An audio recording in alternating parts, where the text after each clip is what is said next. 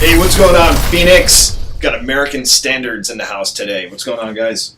Not a whole lot. I feel like we gotta get our strip club announcer voice on right now. Right? Oh, yeah. Gotta project that voice. So, if you don't mind introducing yourselves to everybody. You start. I'm Brandon Kellum. I do vocals for American Standards. I'm Corey. I play guitar in American Standards. So, you guys got the big record release show. You can call it record or CD release show, right? Yeah. Album release. Album You know, release. we'll have it on CD. It might be on cassette. Hopefully, someone pays to get it on vinyl. Right. It's not gonna be us paying for it. That shit's expensive. I hear you. I hear you.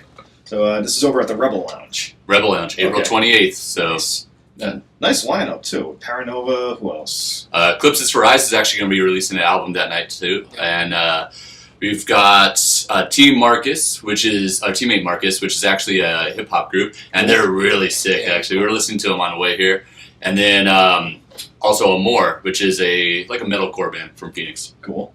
Very Yeah. cool. So a really diverse lineup. I think we commonly, when people ask us to play shows, they never know where to stick us. So we get put on shows that are like death metal shows or indie rock shows or pop punk shows.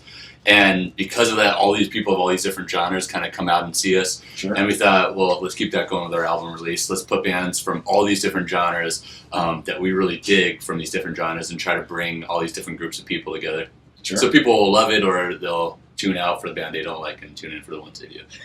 It's a Heinz 57 show. Yeah. And it's variety. Absolutely. So, all right, yeah, and you guys have the tour coming up after. Yeah, we're Yeah, going okay. through May. Actually, we're doing 10 states in May, starting in Albuquerque, and then working our way through the Midwest to the east, and looping back around and ending in Reno. Very cool. Yep. Very cool. Now, are you guys touring with any particular bands on the bill as well? Anyone coming accompanying the whole time, or? No, just us this time, actually. Okay. Yeah, so we were going to bring another band on it, and we typically do, but this time we decided, all right, we're going to kind of do it ourselves, deal with a bunch of local bands in each city we hit. Sure. Oh, that's awesome. Yeah. Be So- a little bit lonely. Yeah, this will actually be, as far as long runs of shows, we've done kind of weekend stuff on our own, but this will be the first time that we've only done more than, let's say, 3 or 4 shows Sure. together just as us. Yeah, just as us normally. Yeah, if we do a couple weeks, we'll do it with another band. For sure. So, are you guys going to document it? Are you going to do like some vlogging while you're going, or like a little Facebook Live? We'll talk about doing that, and We'll we'll have like try. really good ideas. Sure. And we'll, like every day we're going to bring it to Facebook Live, and then we'll be towards the end of the tour, and we'll be like, shit, we haven't done it once.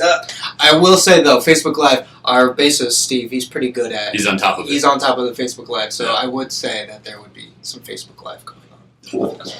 So, also, what would the URL be if someone wants to buy tickets for this show coming up? Yeah, they're on Ticketfly, actually. Okay. So Ticketfly is the best place to find it for American Standards. I think it's under just American Standards album release at the Rebel Lounge on April 28th. You can also check us out on Facebook, Instagram, Twitter, all those things. And you can grab tickets from us there or tickets at the door. I think it's $10, so it's a relatively cheap show. It's 6 bands in total, starts Cool. at 7 p.m. It'll be a good time. Yeah. And I know Eclipses for Eyes, like I said, they're releasing an album too. Sure. And they're an awesome, more like an alternative band, female-fronted alternative band. And Lexi in Eclipses for Eyes has all these great ideas, like she's bringing a popcorn machine, and Hey, she's nice. baking cookies and Yeah. balloons and all this other stuff, balloon animals, I don't know. But I'm sure it'll be It's good. going to be It's a there. party. Yeah, it'll be a party. And we're also, I haven't told you this yet, this just in. Oh, Each band's going to have their own signature drink for the night, so we get to decide what our drink is. really? So it's just like whiskey. But I know they're doing like some kind of cranberry vodka, something other else, but like we've got to make a gnarly drink for it. Can we just do a suicide where it's just like a splash of everything? Just the bar rag thing, like you just wipe the bar rag and they're just like And all sorts. Oh. It's got to be disgusting, just like us. Reminds me of that bar scene in Gangs of New York, right? She goes in there like that barrel that says all sorts, like. Ugh. That will be our drink, and then they'll charge $12 for it, and they'll be super hipster. Yeah. Right. That's funny. They'll put a splash. It'll of come PBR. in a fancy cup. too. A fancy, come in a mason jar with a splash of PBR. So you guys have been together for a while. Almost 6 years, yeah. Okay. So Yeah. how did you all form, or how did it come together? You take this one, Corey. I talk too much. Oh, jeez. Well, they were a band before I was in the mix. Okay. I was still fairly new, though. I was in the band. Beforehand, they played 2 shows without me. They started, basically, I think it all kind of centers around Craigslist, as funny as it is. Misconnections. Yeah. Yeah. I think it was Brandon that reached out to Cody, our late guitarist, about getting a band established, and they met. Mm-hmm. We got all of them. Now, late guitarist Cody and the old lineup guys, they were in a band previously. They were doing their thing, and they decided to do this. And then Brandon came in on it. A couple months later, then I responded to another Craigslist ad that they had for a bassist. Okay. And I came in, and I jammed with them one day, and then they decided to go do photos. Okay. But this genius over here, this businessman, he's like, let's take some photos with Corey and without Corey. So if it didn't work out, we still got something. The New Times was doing like a feature on the show, so they needed pictures. Sure. We already had the show lined up. I was like, well, I don't want to have a bunch of pictures of some guy that's not even in the band. But also, if he's in the band, let's not waste their time. Sure. So, So kill two birds with one stone. And then I think we jammed a few times after that, and then I was able to join. Played my first show was in 2012. It was end of the world show, because it was all that fiasco. You remember that? Oh, in the garage. That was a really cool show. Yeah, I completely forgot about that. Where was that at?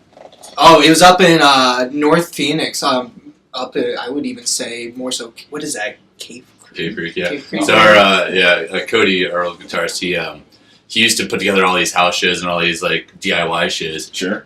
So I feel like the first like 10 or 15 shows we played were it's in a basement, it's in a garage, it's in an abandoned parking lot or something. Absolutely. And those are some of the most fun shows we played. Absolutely. And then to this day, like when we get offered that type of shows, like I'd much rather play that show than play with some big band, because people come to those shows just to have a crazy time. I think our first quote unquote CD release show was at Cody's house in his living room. Yeah, where we spray painted like 500 albums. Like we literally spent like Cody's like we should like write all the lyrics handwritten, and then we should like paint all our logos on every album individually and do all this stuff. So we're like, that sounds like a great idea, and then like we're like 500 CDs later still doing it.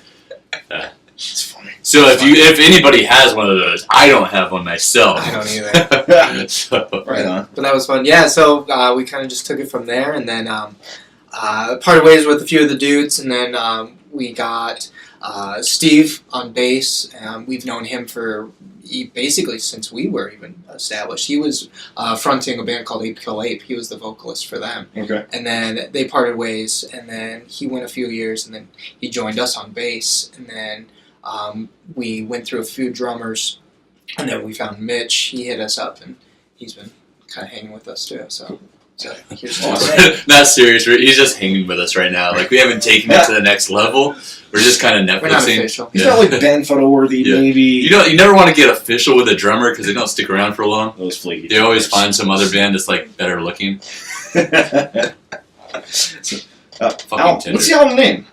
Anti-Melody. Anti-Melody. Anti-Melody. It's actually cool. Probably a not super funny story to anybody else but myself. But the very first band I recorded in was a band that did all these like Deftones types covers and stuff like that. And we recorded at this place called Full Well Recording Studio, which is still around. Sure. Mike Bolenbach is actually right behind the Coliseum. And we were tracking, and at the time I was playing guitar. We had a singer that was going in there to do a melody or a harmony of one of his lines. Sure. And he keep doing it track and keep trying to get this perfect harmony. And finally he walks out, and the engineer says to me, "Your singer's really good at doing these anti-melodies." And I'm 16 at the time, so I didn't even get the joke. I'm like, "Oh, thanks, man." And now looking back, for some reason that stuck with me. He was kind of taking a jab at us, as a joke, to be like, he can't really harmonize at all. So that was the funny part behind it. But then also the album as a total is kind of like about the things that pull you apart, and looking at things that should bring you together. So it had a funny meaning to it, but then also a deeper meaning. Oh, awesome. That's going to be available on iTunes, Amazon, Bandcamp, pretty much anywhere you find music. It'll be on Spotify on the 28th when it comes out. Cool. We stay pretty much on top of any website / American Standards. Awesome.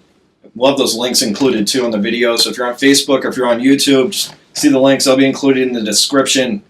And, guys, appreciate you all coming out. Yeah. And thank you. Thank you. Looking forward to the show. I'll be there. Cool. Heck yeah. So anyway, this is American Standards.